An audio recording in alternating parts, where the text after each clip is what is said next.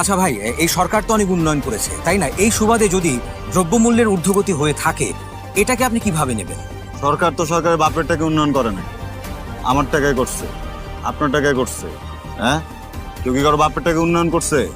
আমার আপনার টাকা দিয়ে দেশে উন্নয়ন হইতেছে, এটা নিয়ে তো আলাদাভাবে বলার কোনো কিছু নাই। উল্টা ঋণ বাড়তেছে দিন দিন।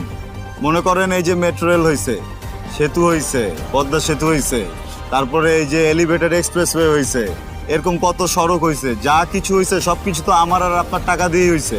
তার ভিতরে বাইরে থেকে টাকা খরচ করা হয়েছে, কিন্তু যেই পরিমাণ টাকা এখানে মনে করেন খরচ করার কথা ছিল, ওই পরিমাণ টাকা তো এখানে খরচ হয় নাই।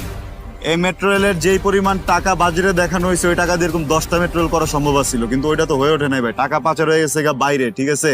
এতে কি হয়েছে, এই ঋণ যেটা আপনিও লন নাই আমিও লই নাই, সেই ঋণের জন্য এখন খেসারত দিতে হইতেছে। মাথা পিছু সবার ঋণ হয়ে আছে কয়েক শত কোটি টাকা। আপনি ঋণ নিছেন, আমি ঋণ নিছি, কিন্তু এটা তো আমাকে দায়ভারের ভিতরে পড়ে গেছে ভাই। তাহলে এই উন্নয়ন নিয়ে আমি কেমনে করে কথা কমু বা কি কথা কমু?